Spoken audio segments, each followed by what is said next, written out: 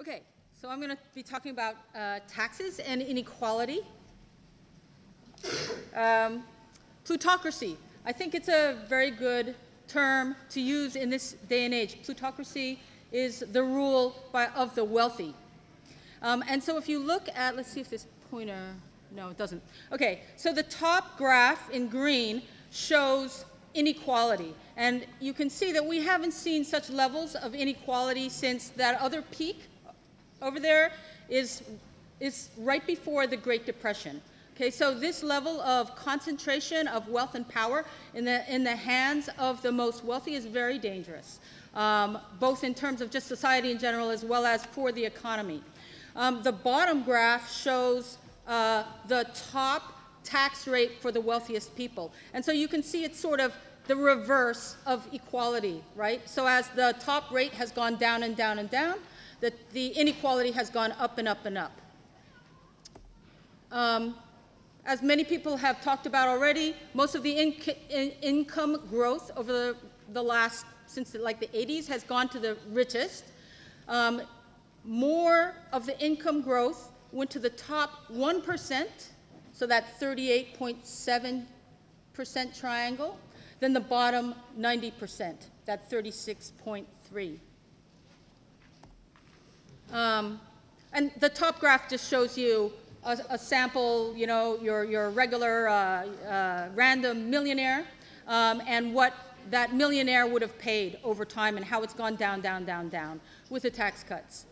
The next slide with the three lines is interesting. What it shows is that the corporate share of tax revenue has been going down, down, down. So it peaked out around a little over 30%, and it has declined to now about maybe 6%. So that has to be made up somewhere. Individual income tax is the blue line, so that's gone up a little bit, but what has really skyrocketed is the payroll tax. So that's basically still coming out of, for the most part, it's still coming out of the pockets of workers. That's things like Social Security and Medicaid and Medicare. Many corporations pay no taxes. Something like, depending on the year, between 1/4 and 1/3 of corporations pay no taxes at all. Nothing. Okay? As an example, in 2010, Citigroup paid no taxes, even though they made about $4 billion in profits, and they received a $2.5 trillion bailout from the government. Boo! Even more outrageous, GE, the largest corporation in America, paid 0 taxes on $14.2 billion in profits, and they got money back. So not only did they pay no taxes, they got money back. There's all kinds of, you know, tax things they can do to get actually money back. The CEO of GE, Jeffrey Immelt, he doubled his compensation with bonuses and all this kind of stuff. He's currently asking 15,000 of his workers to take various kinds of cuts and make concessions. And then the final insult to injury is that Obama has appointed him to his advisory commission on job creation. In 1 year, just another indication, in 1 year, the tax cuts to the richest 2%, it costs more in terms of lost revenue than all the cuts for a year that the Republicans are pushing, all those horrible cuts that Joe Comerford was talking about. This is one more slide just showing that 1970, that's a share of income going to the top 0.1%.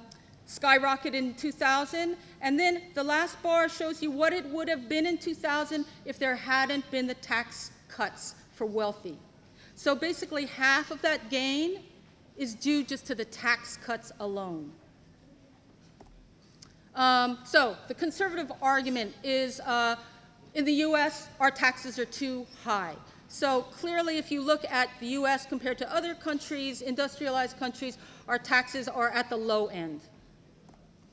They also argue that high taxes discourage growth and productivity. So this is arranged by lowest tax rate to highest compared to productivity. The bars measure productivity. So clearly, U.S., with the lowest tax rates, has a much lower level of productivity than many other countries. So that's a lie. The other argument is that it discourages investment, right? Tax is too high, corporations won't invest. So the line to look at is the gray one here, where you can see that there's been just a downward trend in investment as a share of the GDP, gross domestic product, which is just all the stuff that we produce in the country. A clear downward trend in investment despite the fact that we clearly have been cutting taxes. So the bottom line is taxes are a big part of the story of this massive shift in wealth from the bottom and the middle class up to the top.